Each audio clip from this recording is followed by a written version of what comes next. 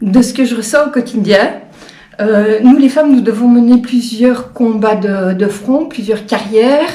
On est épouse, on est mère, on est employée, on doit gérer des entreprises et bien d'autres choses en même temps. Et en plus, nous devons le faire bien. Sinon, on sera très vite montré du doigt, et pas seulement par les hommes. Les femmes ne sont pas toujours très tendres entre elles non plus, en fait.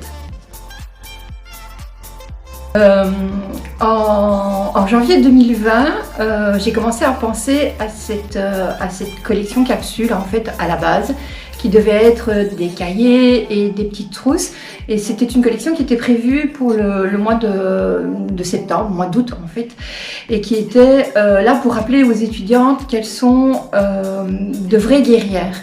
Et puis notre quotidien a complètement basculé avec le confinement. J'ai commencé à me dire que cette collection capsule pouvait devenir une vraie marque, en fait. Et donc, elle est née pendant le premier confinement en mars 2020.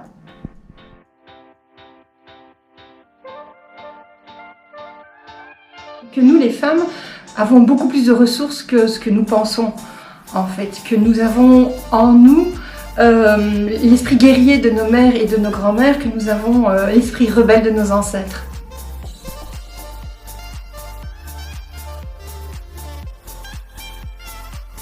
Je n'ai pas qu'un seul fournisseur, je fonctionne au coup de cœur. Et en général, avant, je me déplaçais, j'allais voir les tissus, je les touchais, etc. Mais ici, avec le confinement et la fermeture des frontières, puisque mes fournisseurs se trouvent en général à l'extérieur du pays, c'est devenu beaucoup plus compliqué. Donc je me réjouis vraiment de voir les restrictions de déplacement se lever pour pouvoir de nouveau prendre vraiment du plaisir à découvrir les textiles et à les acheter.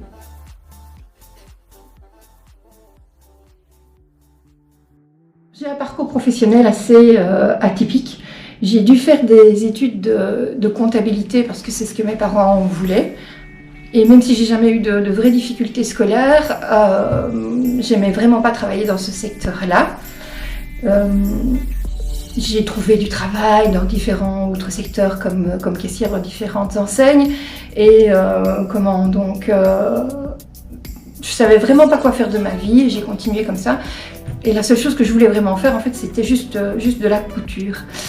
Puis j'ai eu l'occasion de lancer mon entreprise dans le secteur du zéro déchet. Donc je faisais enfin de la couture, mais j'avais envie d'en plus y prendre vraiment du plaisir.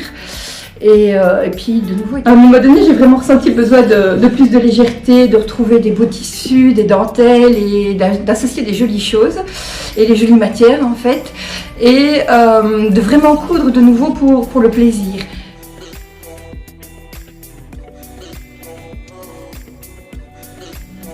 Absolument pas, mais je crois encore en l'être humain. J'ai été pas mal malmenée par le racisme quand j'étais enfant. Le racisme envers les Italiens était vraiment très présent et j'ai vraiment ressenti très fort que la différence pouvait blesser profondément. Je suis simplement pour l'égalité car nous gagnons tous à rencontrer les autres et à nous enrichir des différences.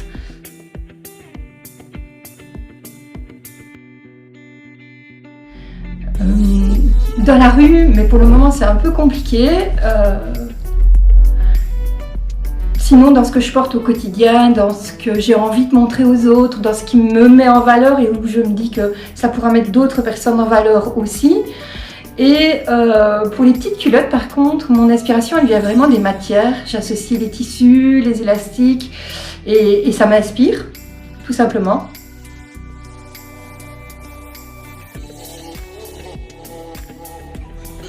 Ils viennent d'Internet, un message que je vois passer, une phrase qui m'inspire et parfois aussi de personnes qui m'inspirent comme Coco Chanel ou Nelson Mandela. Et la dernière phrase que je vais utiliser vient de la bande de lancement du film Bohemian Rhapsody. Et Freddie Mercury disait « Tu peux être tout ce que tu veux être, tu dois tout simplement te transformer en tout ce que tu penses pouvoir être ».